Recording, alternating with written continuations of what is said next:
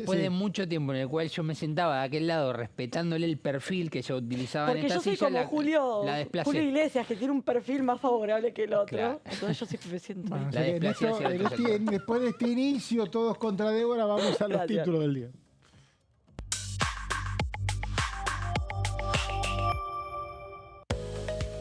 La emergencia sanitaria en el Garrahan ya es ley. La sanción superó los 2/3 en la sesión que hubo este jueves en el Senado.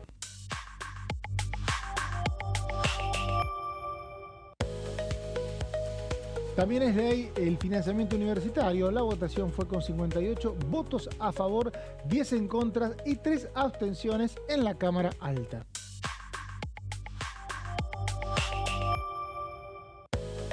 Comisión bicameral del Defensor de los Derechos de Niños, Niñas y Adolescentes. El Congreso avanza en la elección del nuevo Defensor de la Niñez. Bueno, este último tema por ahí a veces nos pasa en las primeras planas, pero es un largo trámite que recuerdo en 2019, de 2014 a 2019 tuvimos que esperar para que se eligiera por primera vez el defensor, en ese caso defensora Marisa Graham, porque tiene que haber un trámite de los candidatos y después eso llega al recinto y tiene que evaluarse, y bueno, está full Natalia Sarapura, diputada de la UCR, con el trámite. ¿Tendremos este año defensor, Débora? Uy, qué buena pregunta. Yo No a pronósticos no me animo a... ¿No te animás a dar? No, porque si no tenemos AGN, viste, todo se complica. No Bueno, tenemos en este jueces de la caso no Corte también hace falta Suprema. 2/3, ¿no? No, me parece que no. ¿No? No, pero no mayoría tenemos, simple. no tenemos jueces de la Corte Suprema, no tenemos AGN, no tenemos, o sea, el Congreso lo único que hace es blindar o voltear vetos y DNUs Bueno, y decretos igual está siendo presidenciales. injusta porque el tema de jueces de la Corte y de AGN y varios, tenemos mucho tiempo de demora. No, totalmente. Con lo que tiene que ver con los 2/3, Sí, sí. estos 2/3 que hace falta en el Senado para un montón de cosas y que ya no están muy Bueno, pero fragmentados, el ¿no? vaciamiento de la AGN se produjo en estos últimos 2 años. Y porque la fragmentación creo que fue mayor. No, complicó todo. No digo con este Congreso echándole la culpa al gobierno, sino justamente esto que sí, es muy la difícil fragmentación, llegar a acuerdos. Sí, es complicado llegar a acuerdos y más en el clima político en el que se vive. Bueno, Gonza, ayer estuviste en el Senado porque ayer estuvimos con ella y no te vi en el Senado. Tuvimos una larga sesión. Un botón te levantaste hoy. Sí, no te vi en el Muy Senado. Cruzaste un día en el Senado. Bueno, me voy a cruzar un día. Me voy a hacer Mira, con amigo. cara como diciendo cómo serán las cosas ahí. Tenés que cruzar el checkpoint, Charlie. Habla con Gladys, la señora que a la tarde te deja ella pasar. te lleva todo. Yo te Bueno, llevo. Exactamente. Tuvimos una sesión larga, ¿sabías? Sí, una sesión larga, con varios exactamente. temas, con sanciones. Recién veíamos en los títulos lo que es emergencia en pediatría. Hay que aclarar eso porque si bien el proyecto nace a partir del reclamo salarial de Garrahan, excede la situación de Garrahan en contenido. Hay un artículo que lo declara hospital de referencia, pero el resto tiene que ver, Gonza te decía, con el resto de las provincias, ¿no? Exactamente, sí, porque ahora empieza la expectativa de ver qué va a pasar, ya que completaron la sanción estos dos proyectos, en definitiva, uno que podría suceder al igual que con la cuestión vinculada a las jubilaciones, que por segundo año consecutivo tenga un veto presidencial, ¿no? Que en este caso es el financiamiento de las universidades, que recordemos, junto con las jubilaciones, el aumento jubilatorio, tanto en el 2024 y recientemente esta semana, por segundo año consecutivo, han tenido un veto presidencial. Y el otro, el que mencionaba respecto a la pediatría, en todo el país es importante esa aclaración que hace Mauri, porque tiene un artículo particular donde habla justamente del buen funcionamiento y asegurarlo. Si se crea un fondo de contingencia, no va a ser fácil implementar esta ley. Yo sé que falta el veto, pero una redacción bastante compleja porque se crea un fondo de contingencia, se pide un aumento salarial, pero recordemos que hay 6 hospitales solamente que financia la nación. Solo la provincia de Buenos Aires tiene como 140, o sea que hay un montón de hospitales y los gobernadores tienen que pagar los sueldos. Claro. O sea, se genera un fondo de contingencia de la nación. Me hace acordar mucho del incentivo docente, que después nunca alcanza. Es complejo, pero bueno, sí se declara la emergencia por un año y de alguna manera el gobierno nacional tiene que involucrarse en garantizar que las guardias pediátricas y las residencias, vos que estuviste muy metida con el tema de funcionen. Exactamente, sí. Bueno, es lo que decía. Recordá lo que es una residencia, porque ayer algunos senadores decían que mucha gente todavía no sabe. ¿Cómo no sabe? Bueno, mucha gente cuando decía haces como una práctica que te pagan para especializarte en algo. El senador Lustó que de hecho se fue marcha atrás con las becas y ahora vuelven a hacer residencias. Porque dice, son médicos los residentes. Totalmente. Hay que aclararlo. O sea, se reciben y después ejercen mientras hacen su especialización. Ya son médicos y ejercen 3, Claro, 4 años. Claro, como que vos estudies periodismo y después te especialices en cultural y mientras algo así. Pero estás Nada que ver, ejerciendo, no ¿no? estás haciendo la práctica. Sí, de Claro, hecho- estás de hecho, ejerciendo como tal. claro. De hecho, Es te un puede pasar trabajo. con cualquier intervención. Recuerdo que tuve una operación en septiembre del 2023 y el postoperatorio, es decir, la revisión que necesitaba la zona operada, la hicieron médicos residentes. Claro. Y cuando vos te atendés con los médicos residentes, de alguna u otra manera el profesional te avisa Sí. que te vas a atender con los residentes. Y entiendo que no te podés negar. No, Como que No, estás claro, ahí. no, es una cuestión de charlarlo, de si vos decidís, Claro. no, prefiero atenderme con el titular, pero la realidad es que existen mucho, porque, a ver, pensemos en todo el sistema de salud. Sin los residentes, la realidad es que No se sostiene. no sé si, Sí. si puedes ocupar todos los espacios de un Sí. hospital y obviamente No, multiplicándolo no, por... estamos hablando de que hay cupos de residentes, no es que están a cargo de todo el sistema de salud, No, no, pero no, no, no. tienen, Asistencia, tienen complemento. intervención como médicos y lo que se declara en este proyecto es la emergencia para que tengan un ingreso que les permita vivir. Obviamente no Canasta van a hacer básica diferencia, total, ¿no? Sí, totalmente. Y recordemos esto, que tanto este proyecto, que es el de la emergencia para el Garrahan, que recordemos que el 80% del presupuesto de ese hospital nacional depende de la nación, y lo que tiene que ver con el financiamiento universitario, ¿por qué se impulsan Ahí estos sí, las proyectos de ley? universidades son todas de la nación. Todas de la nación, Eso- solo universidades nacionales, Sí. exactamente. Ambos temas se impulsan, ¿por qué? Porque por un lado no hay paritarias, no se actualizan las paritarias, y por otro lado porque no tenemos presupuesto. Entonces, ¿qué es lo que pedían los médicos del Garrahan? Actualicen el presupuesto que se le destina al hospital. Porque es cierto que es para la actualización de los sueldos de los trabajadores, pero también tiene que ver con la cuestión de insumos, con algunas obras que quedaron a mitad de camino. Digo, hay varios frentes que atacar, pero como no se actualizaron las partidas presupuestarias, porque no hay presupuesto hace 2 años, se tiene que el Congreso de alguna manera viene recogiendo el guante. Bueno, es importante lo que decide el presupuesto, Débora, y está bueno que lo remarquemos. El 15 de septiembre, no falta no mucho. falta, ya estamos. El lunes Dios. 15 de septiembre se va a tener que enviar el presupuesto. Seguramente hablan de que puede llegar a venir de vuelta Milei. y Uy, hacer qué un poco palco nos campaña. tocará ese día. ¿Qué Bueno, palco nos va a lunes. tocar? Por lo menos Lunes. tenés el fin de semana. Bueno, bien, voy a reclamar. Pero tenemos que aclarar algo, Débora. A ver, dime. Aprovecho tu Ajá. capacidad porque los diputados y los senadores pueden llevar el presupuesto al recinto cuando quieran. O sea, pueden llevarlo a comisión y Sí. pueden llevarlo al recinto cuando quieran. O sea que desde el 15 de septiembre a finales de noviembre Sí. tienen la oportunidad como para dar estos debates. Se me ocurre que no van a dejar pasarla, ¿no? ¿Te acordás que la vez pasada el oficialismo estuvo muy pillo? Pateó Pero una hasta- vez sola la puede hacer. pateó Sí. hasta la última semana de noviembre en la que se podía dictaminar el presupuesto, en este caso el presupuesto 2025, y cuando faltaban un par de horas para que se celebre la reunión de comisión de presupuesto, comisión que preside José Luis Espert dice, voy a dar una conferencia de prensa que no habilitó preguntas, o sea, no fue una conferencia de prensa, y anunció, se levanta la reunión de comisión. ¿Por qué? Porque no se había llegado a un acuerdo, dijeron ellos, con los gobernadores y Pero demás. digo, hoy eso se puede evitar con que la oposición junte un número y lo lleve al recinto. Exactamente. Lo que plantean, y estos días lo escuché, ayer en el Senado, no me acuerdo qué senador decía, creo que Atauche, decía la oposición no entendió que había que preservar el equilibrio fiscal y que por eso no pudimos tener un presupuesto nacional. Lo cierto es que corrían este riesgo, que se dictaminara un proyecto que no era el que impulsaban ellos, o bien cuando se llevara al recinto que se le introdujeran modificaciones que alteraran, si querés, el plan económico que Todo tenía el ese presidente. debate empieza ahora en septiembre. ¿Te parece si viajamos cerquita? A Viajemos. Córdoba nos vamos, dale. ¿Otra vez?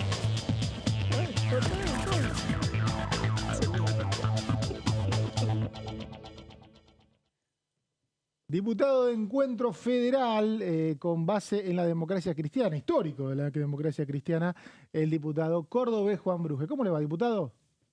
Hola, ¿qué tal? Un gusto estar con ustedes. Gracias por comunicarse. El diputado tiene una expertise muy importante, que es uno de los abogados constitucionalistas más importantes que tiene esta Cámara. Aprovecho a preguntarle, diputado, porque se está hablando mucho estos días de veto, no veto, de que si está bien que un presidente vete, que los 2/3, entonces al final la mayoría no sirve. La institución veto en la Constitución, ¿cuándo se incorporó? ¿Usted está de acuerdo? ¿Usted la cambiaría? ¿Qué opina? Uy, puede escribir un libro de esto. No, en la Constitución está del año 1853, la institución del veto. Hay diferentes modalidades históricamente. Nosotros seguimos el modelo norteamericano, ¿no? Modelo chileno, y los otros modelos de vetos son vetos anulativos, digamos, de la norma. No se produce el reenvío como tenemos en nuestro sistema actualmente, ¿no? ¿No se Eh, produce el qué, El perdón? reenvío que se veta y se termina la ley. reenvío, o sea, que vuelve para que el Congreso lo trate. ¿Eso en Chile es así? En algunos modelos Mira. exactamente se puede verificar eso. No se trata en el año, pasa para el otro año, pasa para el otro año y por lo tanto se trata como si fuese una nueva ley.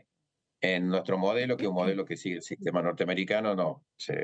Yo creo que es el más equilibrado, el más lógico, porque es el juego de la democracia, es la ida y vuelta al respecto, y que, bueno, quedó reflejado en los otros días en la sesión, las diferentes posturas, en algunas académicas, en donde manifestaban cuál era el alcance del veto y del ejercicio mismo, ¿no? Y El ejercicio del veto es un ejercicio, digamos, en nuestro sistema, tanto nacional, provincial como municipal, usado, ¿no? No es una cosa excepcional. y del tema decretos, ayer tuvimos 5 decretos, en realidad 4 decretos delegados, un decreto de necesidad de urgencia eliminados. Hace bastante que el Congreso no borraba definitivamente decretos. ¿Usted está de acuerdo con este sistema actual del manejo de los decretos o los cambiaría?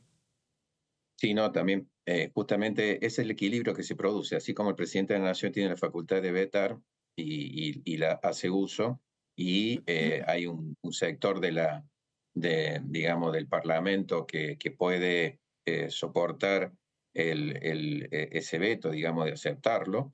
Evidentemente también están los contrapesos que se dan por la propia Constitución en lo que respecta tanto a los decretos delegados, que son los que dicta el presidente cuando el Congreso le otorga una delegación conforme al artículo 76 de la Constitución Nacional, y los decretos de necesidad de urgencia que están regulados en el 99, inciso tercero de la Constitución Nacional, que necesariamente los dos pasan por control parlamentario. Y el control parlamentario es esto, es revisar si ha habido un exceso o no en las facultades delegadas o si no se cumplen los requisitos del artículo 99, inciso tercero, cuando se dicta un decreto de necesidad de urgencia, ¿no? Entonces, yo creo que estos pesos y contrapesos son válidos, las mayorías son menos exigentes en el tema del control sobre los decretos delegados y sobre los decretos de necesidad de urgencia, lo cual está bien, así está previsto por la Constitución y por la ley que se sancionó al respecto y que, bueno, que queremos revisar en algunas cuestiones y que es una asignatura pendiente y que ha habido mucho debate en las comisiones respectivas, pero es parte de la democracia, del juego de la democracia. Lo Y bueno de todo esto es que esto termina acá. No tiene posibilidad de ir al Poder Judicial. Acá eso no te se iba a involucra preguntar. acá no se involucra el otro poder, no se puede involucrar. Esto está dentro de lo que son el concepto o denominaciones de las cuestiones políticas no judiciables.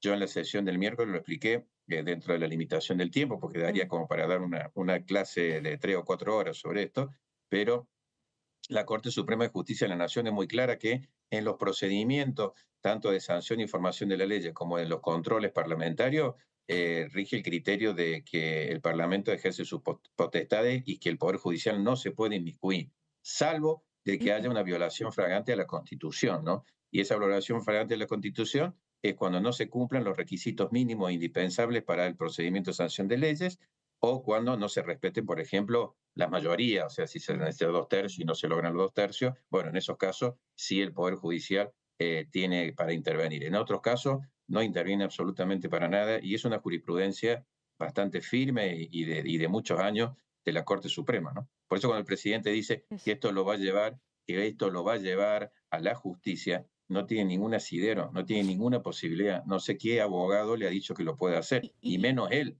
y- Lo puede hacer un particular claro. que se sienta afectado por alguna de las leyes que nosotros hayamos sancionado, pero afectado por la sanción de las leyes, no afectado por básicamente el juego del procedimiento, ¿no? Afectado en un derecho específico, pero no por el procedimiento seguido, ¿no? Y en este sentido, el presidente puso el ojo, si querés, para que no ocurra esto que vos planteabas, que tiene que ver con que los senadores se habían autoconvocado en una comisión o en el recinto. ¿Eso le ves que tiene algún margen la justicia para ir jugar a favor del presidente o crees que va a regir el mismo criterio de que no se tiene que No, meter? no, no, no tiene ninguna posibilidad. Ujú. En mi exposición, yo para no ser reiterativo, fui muy claro y di los argumentos.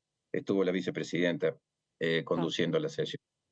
Con eso ya prácticamente está todo dicho. Si se decía que la vicepresidenta era la única que podía convocar, pero si la presidencia se hace presente Ujú, en una sesión que era de tablas, esto, ojo, no es una sesión que se autoconvocó el Senado. Las Ujú. sesiones de tablas son aquellas que están fijadas a principio de año. tal Y el cual. 24 de febrero de este año, el Senado de la Nación fijó los días de tablas. Y justamente los senadores fueron el día de tablas. ¿No? O sea, no es que fueron otro día, Ujú, que en otro lugar, no, para nada. Fueron perfecto. el momento que correspondía y vuelvo a repetir, la que tenía la facultad de convocar estuvo presente y convalidó la convocatoria, eso ni dudarlo. Es más, el mismo Senado, esto es muy de práctica en las asambleas o convenciones que se hacen, por ejemplo, en partidos políticos, en asociaciones civiles, que el primer punto es el de convalidar la convocatoria.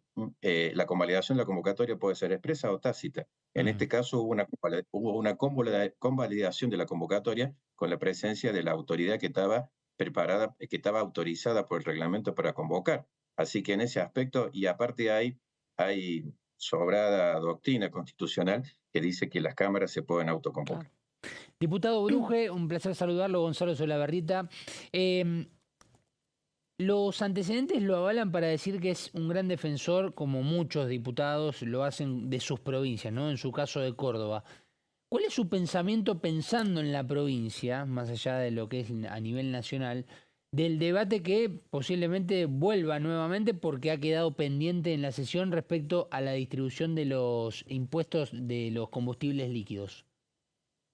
Bueno, yo tengo presentado en marzo un proyecto de ley en donde modifico la ley sobre el producido de los impuestos sobre los combustibles líquidos y en donde determino que justamente como ese impuesto tenía asignaciones específicas, Fonavi, construir vivienda, ENOSA, construir cloacas y agua potable, el fideicomiso de red vial para arreglar las rutas, el subsidio al transporte del interior y todo eso el gobierno nacional lo ha eliminado expresamente, pero no ha reducido la recaudación, sino que la recaudación se venía haciendo normal y corrientemente. Yo presenté un proyecto en donde establecía un nuevo reparto, manteniendo la imputación o la asignación al ANSES, o sea, al sistema jubilatorio, que es un porcentaje. Los otros porcentajes son un 44% yo ponía para las provincias, un 25% para la nación, y dejamos un porcentaje para lo que es los subsidios al transporte.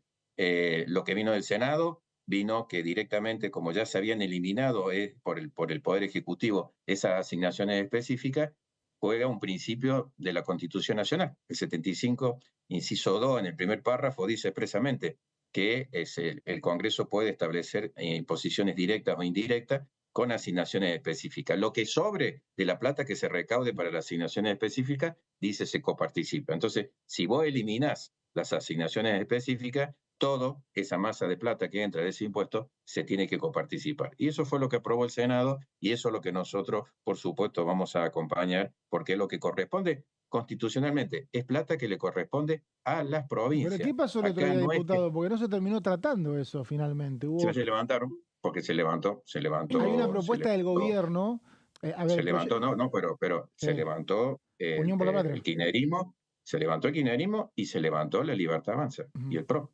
Hay una, Esos dos grandes bloques, en un momento dado dijeron, bueno, no están dadas las condiciones para seguir negociando los proyectos, no vamos. Y se fueron. Y se nos fueron. dejaron a nosotros ahí en el medio, nos dejaron a nosotros en el medio, esperando a ver qué pasaba, porque lo que queríamos justamente, ya habíamos aprobado ATN, la distribución de los ATN, y faltaba este punto que para las provincias es esencial, y es para todas las provincias, independientemente que los diputados hayan votado de una forma u otra. Quizás aquellos diputados que no tienen un anclaje directo con la administración de una provincia, porque quizás sean oposición en esa provincia, no tuvieron, digamos, el interés de trabajar en esta línea, pero esto beneficia a todos, inclusive a los intendentes, porque en esto hay que aclarar, aquellos diputados y diputadas que quizás no sean oposición en su provincia, los gobiernos provinciales, tienen municipios y aumentando la coparticipación a las provincias después pueden hacer la coparticipación correspondiente hacia los municipios. O sea que lo mismo se ven beneficiados las gestiones municipales de los partidos políticos de estos diputados y diputadas, ¿no? Lo que Entonces, decía que el proyecto... sí. Esto beneficia a todos, esto beneficia a todos. No, el proyecto que se aprobó en el Senado no es coparticipación directa de impuesto al combustible, sino que hay una redistribución. La Nación pidió otra redistribución. ¿Eso cumpliría también con el precepto constitucional? No, es una redistribución. Es una redistribución. La nación lo que primero el oficialismo cuestionó, fíjese la contradicción, el oficialismo cuestionó la validez de la aprobación de esa ley, ¿no? Por entender de que no se cumplían los principios de la coparticipación federal, de que hay que hacer todo un procedimiento. Bueno, y después, en comisión, salió haciendo una propuesta. O sea, ahí hay una contradicción. Si no es válido, ¿por qué haces una propuesta? Y segundo, esa propuesta no está de acuerdo con los parámetros de distribución que establece la ley de coparticipación, en donde específicamente le corresponde a las provincias más del 50%, como está previsto en el dictamen que vino del Senado. El dictamen que vino del Senado se hizo conforme las pautas de la ley de coparticipación vigente, que es del año 1988, con algunos cambios de los pactos fiscales que hemos estado firmando, pero está hecha en función a esa ley. Diputado Juan Bruje, de Encuentro Federal de Córdoba, gracias por este contacto de viernes. Abrazo. Gracias a ustedes. Que pasen un lindo día. Adiós. Bueno, aprovechamos a Bruje los conocimientos que tiene en temas constitucionales, es de los más consultados por estas cuestiones. Gracias por esta media hora a ambos, ¿les parece? Gracias a vos. Un placer. Vamos. Una pausa, enseguida volvemos con más.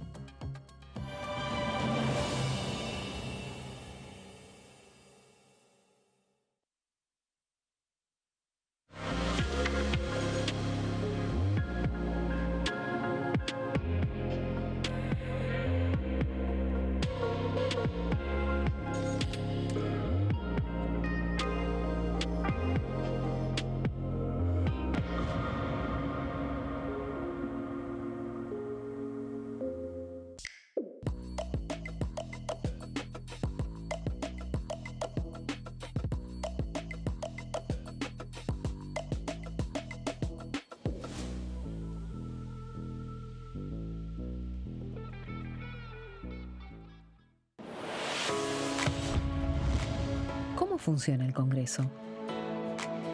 Cuando un proyecto de ley ingresa a la Cámara de Diputados, ya sea presentado por un legislador, enviado por el Poder Ejecutivo o producto de una iniciativa popular, se trata primero en el ámbito de las comisiones. Las comisiones son el espacio de análisis y debate sobre los proyectos conformadas por legisladores de distintos bloques. Hay 46 comisiones permanentes que son centrales en la discusión parlamentaria, como Presupuesto y Hacienda, Asuntos Constitucionales o Legislación General. Existen también 32 comisiones especiales que tratan temas específicos. En su mayoría son bicamerales, es decir, que están compuestas por diputados y senadores, como la bicameral de trámite legislativo, encargada de analizar los decretos del Poder Ejecutivo. Para que un proyecto sea tratado en el recinto, debe contar con el apoyo de la mayoría de los integrantes de las comisiones a las que haya sido girado. Al finalizar una reunión de comisión, se dictamina sobre la pertinencia de tratar el proyecto en el recinto. El dictamen puede plantear la aprobación del proyecto o su rechazo.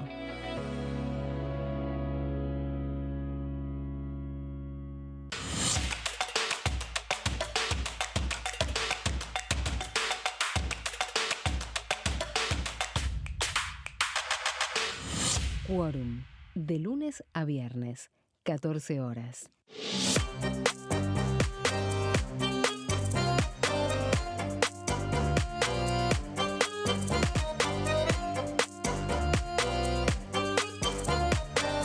Plenario.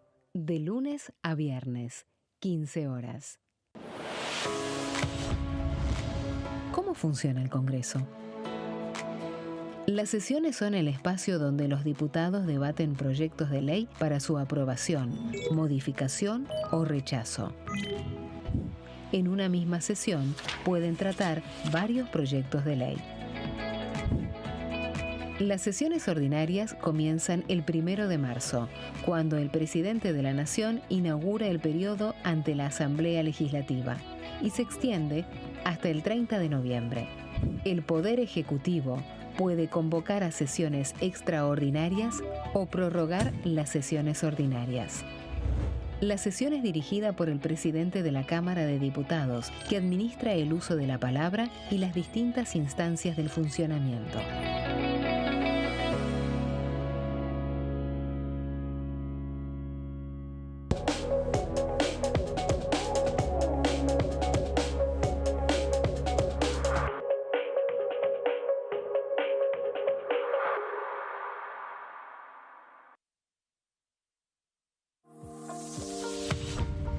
¿Qué función cumple el Congreso?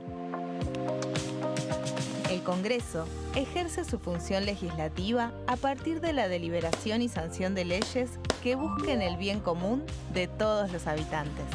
Durante 2024 se sancionaron 44 normas de enorme trascendencia, como la Ley Bases y Puntos de Partida para la Libertad de los Argentinos, la Ley de Medidas Fiscales Paliativas y Relevantes y la Boleta Única de Papel.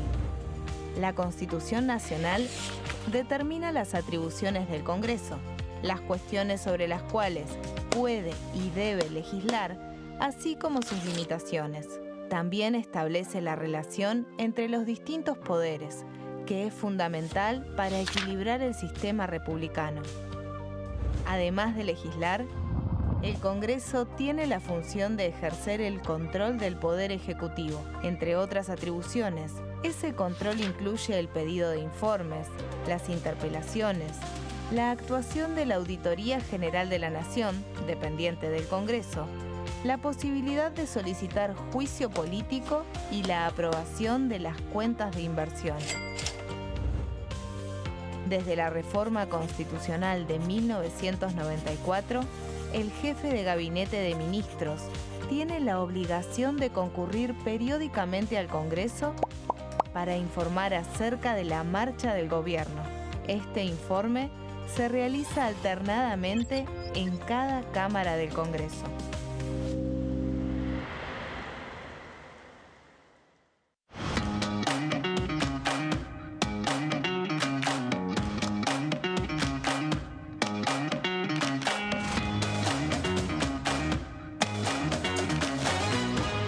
Pasos perdidos. De lunes a viernes, 16:30 horas.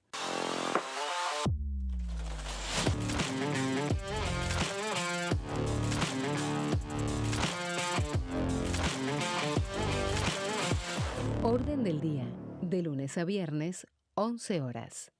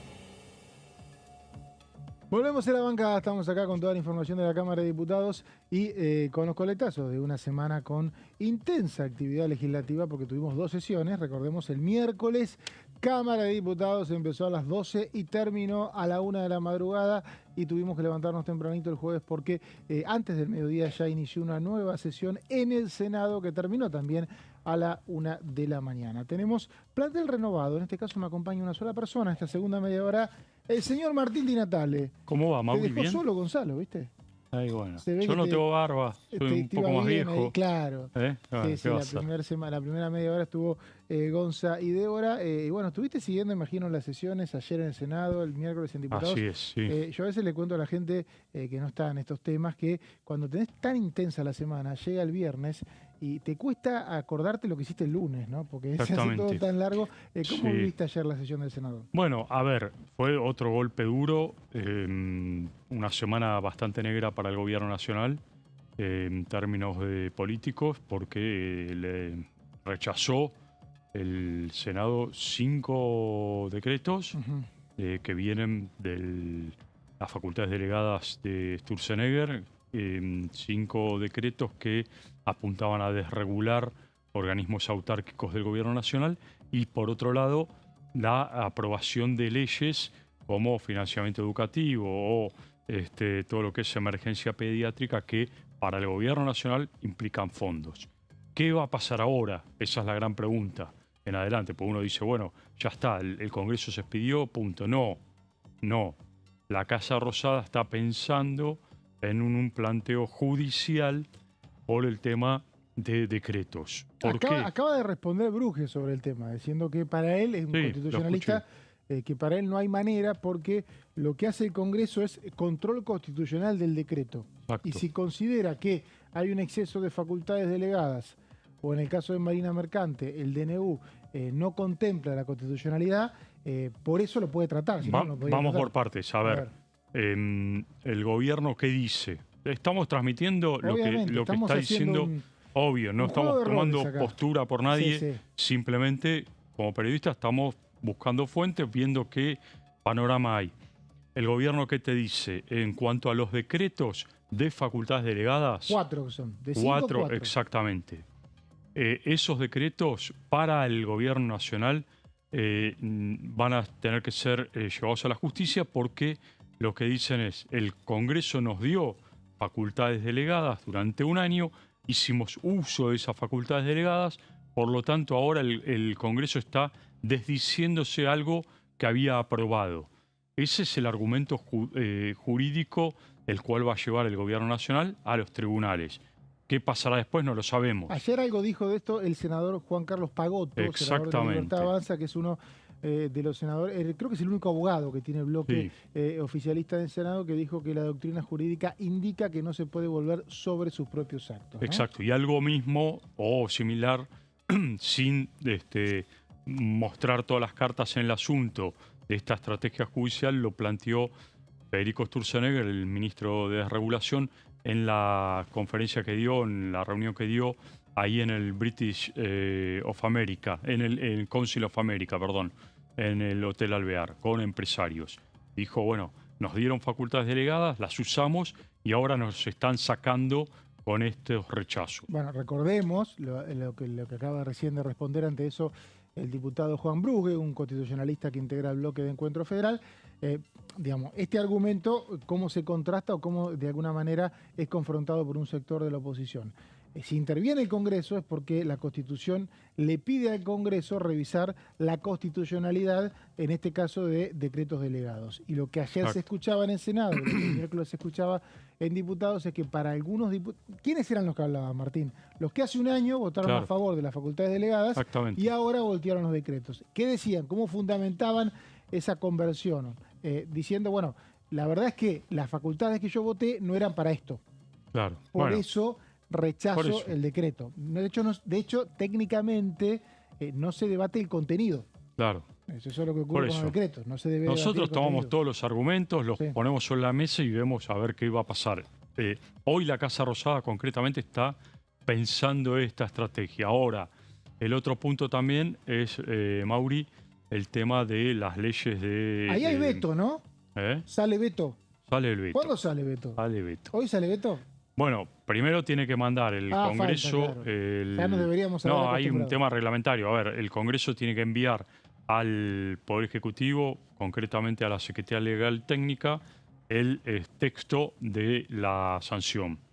Una vez hecho eso, el gobierno tiene 10 días de plazo. Claro, 10 días de plazo para exacto, el veto. para Falta emitir para un veto. veto. Falta todavía, pero bueno, hay una decisión política del presidente Milei para vetar esto y asumir nuevamente otro costo político que significará, bueno, como lo hizo con jubilados y como lo hizo también con el tema discapacidad. Claro, discapacidad que le fue mal, sí, claro, porque se rechazó el veto y probablemente si la semana que viene el Senado actúa, vamos a tener una promulgación de prepo. Exacto. Ahí el gobierno dice que va a ir a la justicia, puede pedir una cautelar, porque la puede pedir, lo que no puede evitar es la aplicación de la ley después que el veto se rechace. Exacto. Me olvidé de preguntarle a Bru eso, cómo se funciona, pero me parece que A ver, en ese caso no queda vos otra, tenés ¿no? dos escenarios, ¿no? Por el lado de los decretos de facultades delegadas, hoy con el rechazo del Senado, Eso se eliminó. eso hoy no debería, o sea, No se puede aplicar no el se puede decreto, aplicar. no está más. Yo digo siempre Exacto, delete. exacto. Cuando el Congreso, cuando las dos cámaras rechazan un decreto, que es lo que recién Bruje decía, pesos y contrapesos, que dicen a veces, no, porque el Sí. presidente hace un decreto e ignora el Congreso. No, el Congreso si quiere lo deroga, por mayoría simple en este caso. Exacto. En ese momento lo que ocurre es que el decreto no existe más, desaparece y los efectos jurídicos de lo anterior, de lo Exacto. aplicado, persisten. O sea, si un presidente usó ese decreto, no es que lo que usó tenga que dar pasos para atrás, pero para adelante no lo tiene. Viajamos, si te parece, Martín, cerquita acá a la provincia de Buenos Aires. Vamos.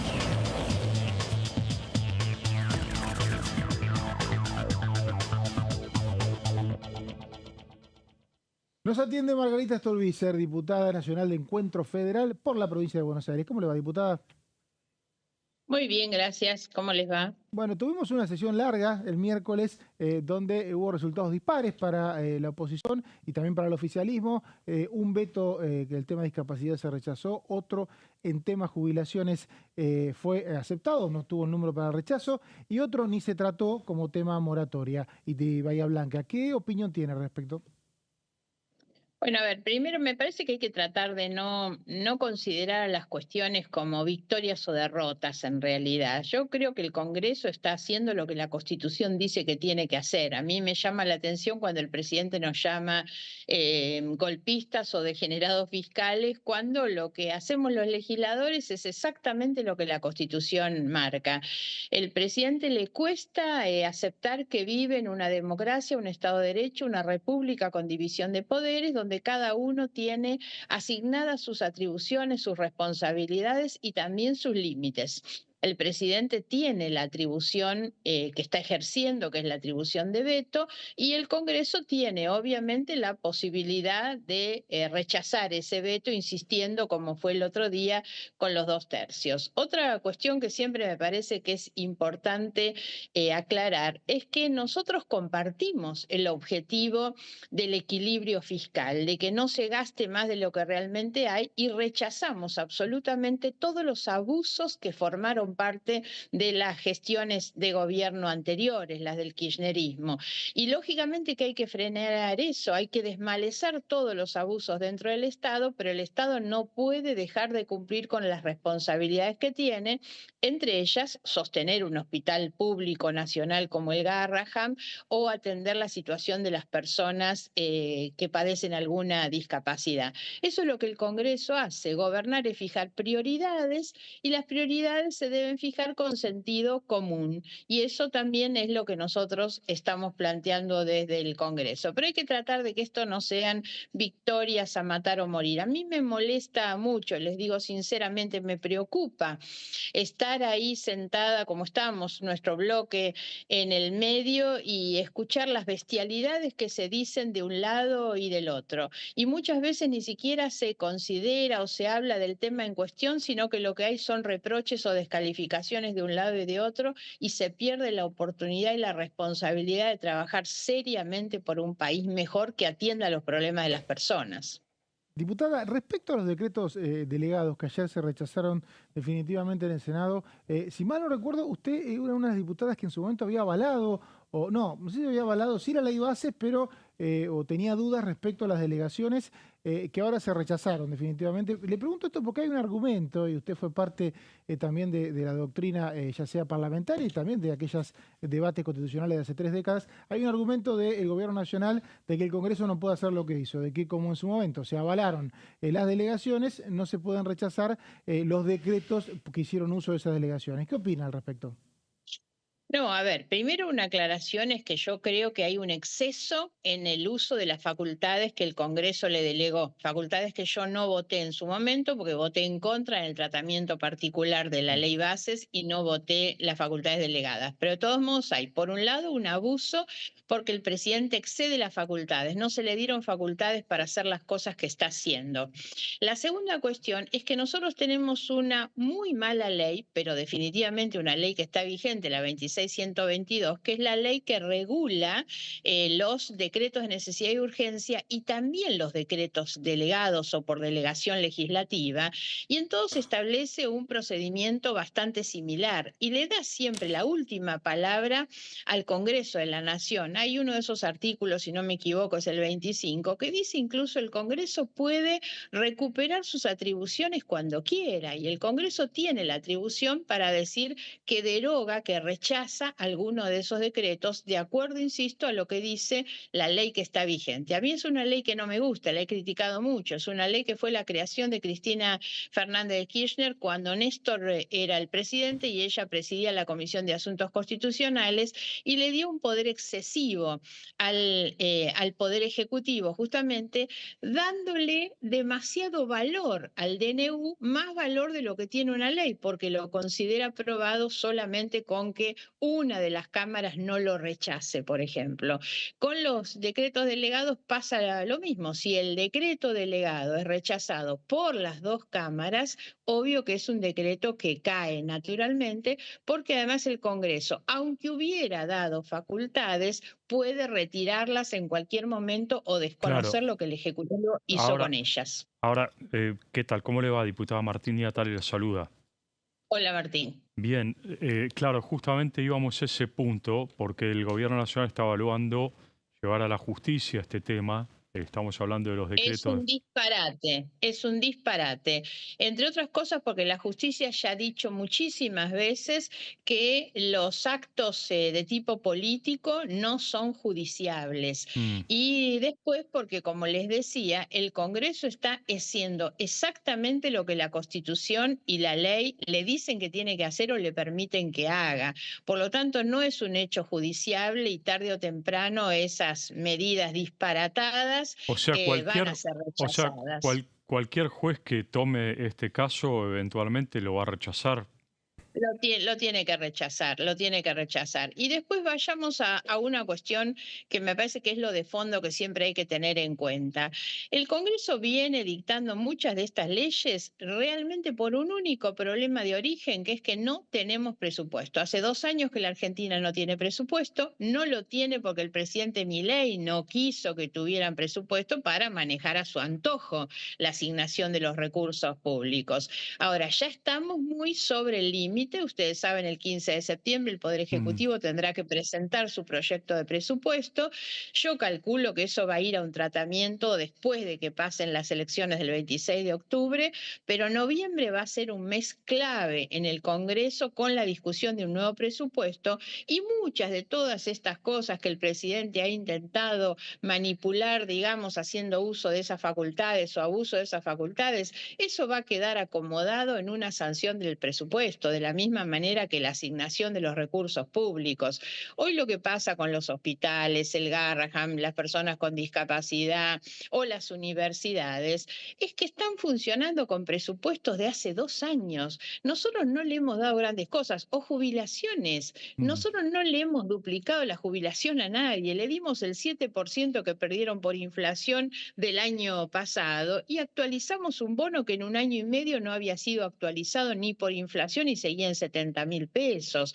La verdad es que son cosas prácticamente irrisorias, que se opongan justamente a un Estado, que los sueldos del Estado, si no pregúntenle al hermano de Adorni cuántas veces multiplicó su sueldo desde que está en el gobierno, y la verdad es que todos esos sectores siguen funcionando con presupuestos absolutamente atrasados. Entonces creo que vamos a ir a noviembre en el cual todas estas cosas van a estar sobre la mesa y me parece que ahí el Congreso efectivamente va a cumplir con esta atribución y esta responsabilidad que tiene, que es decir, cómo se recauda, de dónde se saca la plata y obviamente cómo se distribuye. Diputada, el otro tema yo no tengo antecedentes cercanos, pero los que se pusieron a buscar dicen hay un montón, que es la posibilidad concreta de que en los próximos días, quizá la próxima semana, se rechace definitivamente el veto a la ley de emergencia en discapacidad. En ese caso, ¿qué tiene que hacer el presidente? A ver, se reúne el Senado, rechaza el veto, las dos cámaras rechazan el veto, al otro día ya tiene que aplicarse la ley, ya puede ir un prestador y decir, che, Pero sí, al otro día. por supuesto, y cualquier persona tiene a partir de ahí, esa persona sí, una acción judicial para ir a reclamar al Estado que el Estado cumpla con una ley que queda inmediatamente vigente. Digo porque están algunas versiones de que el gobierno también quiere judicializar la posibilidad de un veto de ambas cámaras. Es imposible, es un disparate total, no va a tener ninguna viabilidad en el Poder Judicial eso, y el presidente lo que debe hacer es cumplir, si no realmente estamos en el filo de una práctica autoritaria o dictatorial, desconocer el Congreso. Diputada, el resto de la sesión, ¿cómo la evaluó? Algunas cosas salieron como usted esperaba, otras seguramente no.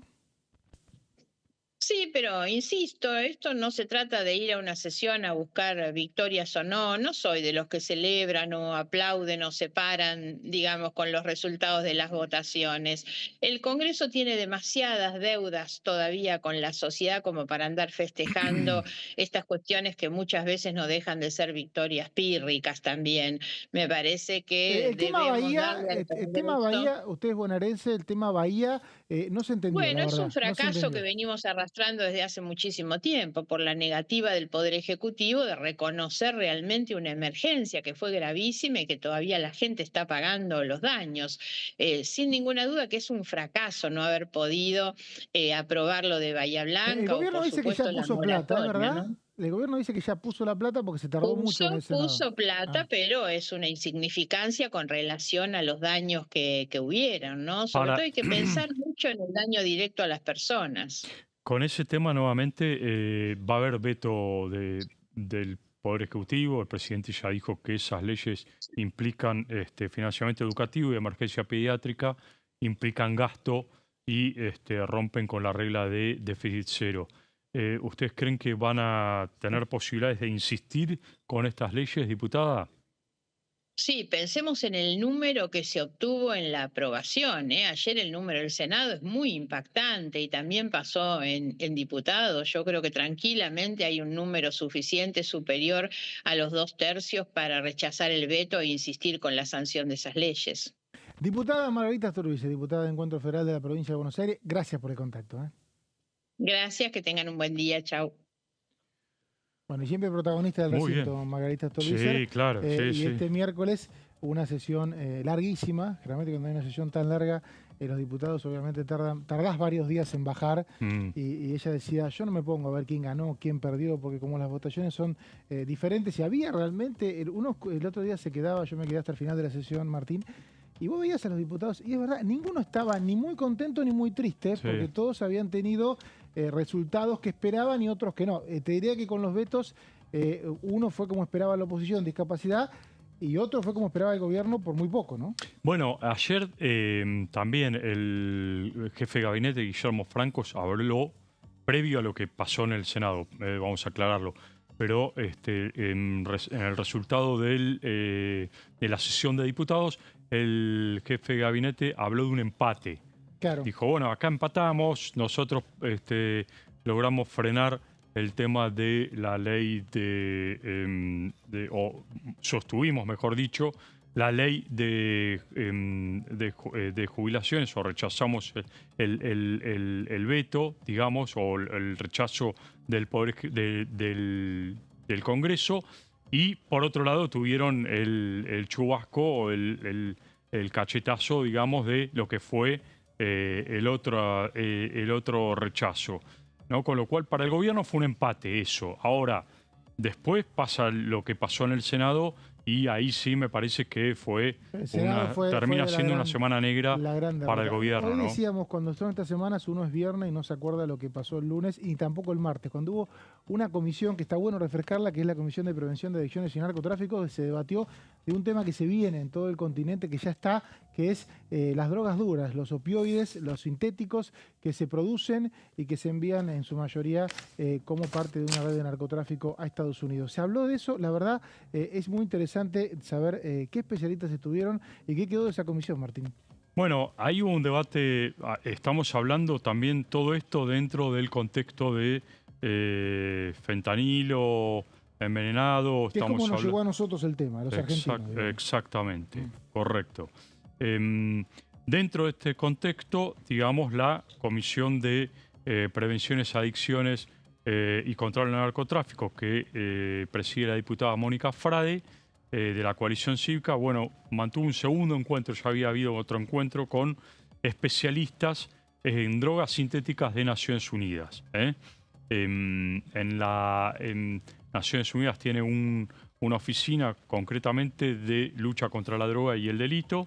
Y hubo una exposición acá en el Congreso. Exactamente. Esto es importante lo que dice Martín, porque el que le interese el tema puede ir al archivo de Diputados TV, Comisión de Prevención de Adicciones y Narcotráfico, y verlo, ¿no? Exactamente. ¿Y con qué se va a encontrar? Totalmente. Bueno, ahí habló justamente Luis García Sigman, quien es coordinador de esta oficina de Naciones Unidas para la región sur, el Cono Sur, y habló de todo lo que tiene que ver con mercados ilegales de opioides sintéticos en el Cono Sur.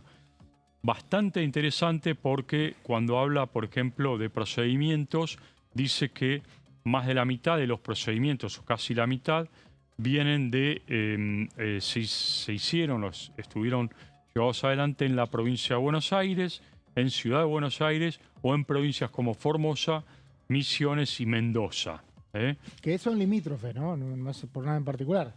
Bueno, sí, exactamente. Las provincias son limítrofes, tienen un control más estricto de los organismos internacionales. Sí, aparte hablando de mercado ilegal de opioides, justamente las provincias limítrofes son las que donde transita ilegalmente este tipo de productos.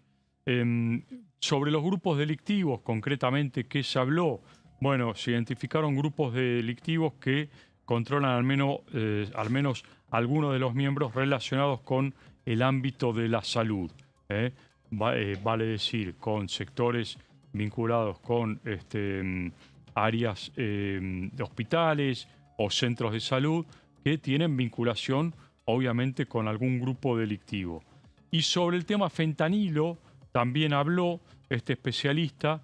Es interesante porque dice que se detectaron en la Argentina últimamente organizaciones que tenían tradición en la venta de drogas que prevalecen en la región, pero también se ampliaron para operar con ampollas de fentanilo farmacéutico, que es lo que hoy estamos viendo también, fentanilo envenenado, que forma parte de toda esta red que estamos viendo. Exactamente. Martes, recordemos, Comisión de Peticiones, Poderes y Reglamentos va a debatir la posibilidad de tener una comisión investigadora de estos casos de presuntas fentanilo contaminados, una investigación judicial que hay por otro lado, y va a empezar a trabajarse también en este Congreso. Gracias, Martín, por todo favor, el un gusto, Mauri, y por esta media hora. Nosotros nos vamos, ya llega Horacio Bombón, hasta el lunes acá en La Bancada. Buen fin de semana.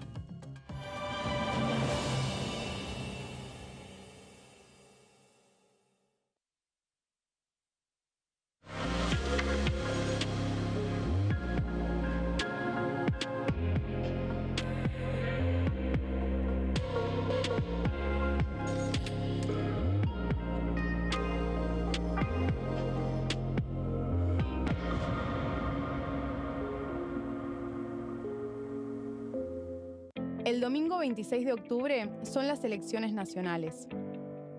Por primera vez vamos a votar con la boleta única de papel, BUP. ¿Cómo es la nueva boleta? En las columnas, de manera vertical, están las listas con cada uno de los partidos. Y en las filas, ubicadas horizontalmente, las categorías de cargos. En las elecciones de este año, las provincias que solo elijan diputados van a usar este modelo de boleta. Una vez que estés en el espacio de votación, marcas con una cruz la opción que elijas en el casillero correspondiente. Aquellas provincias que además de diputados elijan senadores van a usar este otro modelo de boleta, al que se le agrega la categoría senadores. En este caso, una vez que estés en el espacio de votación, vas a marcar la opción de tu preferencia por categoría. Para votar diputados, haces una cruz en el casillero que corresponda. Para votar senadores, marcas con otra cruz la opción que elijas.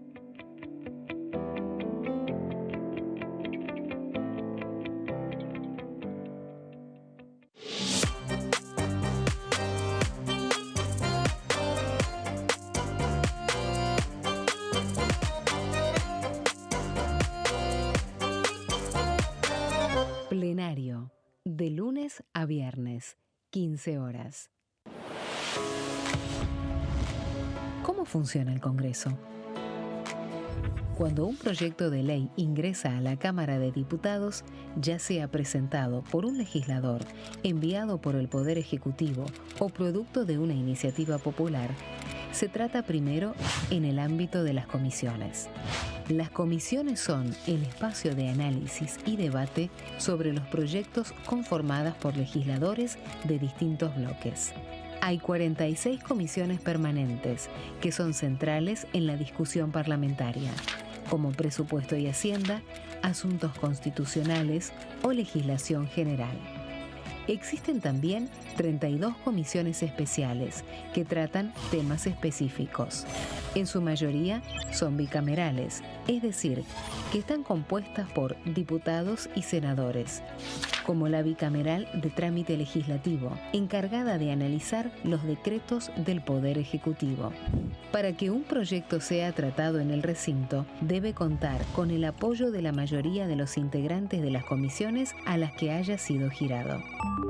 Al finalizar una reunión de comisión, se dictamina sobre la pertinencia de tratar el proyecto en el recinto.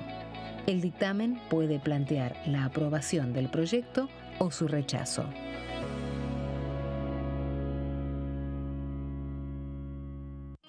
El sarampión es una enfermedad viral altamente contagiosa. Que no juegue con tu hijo.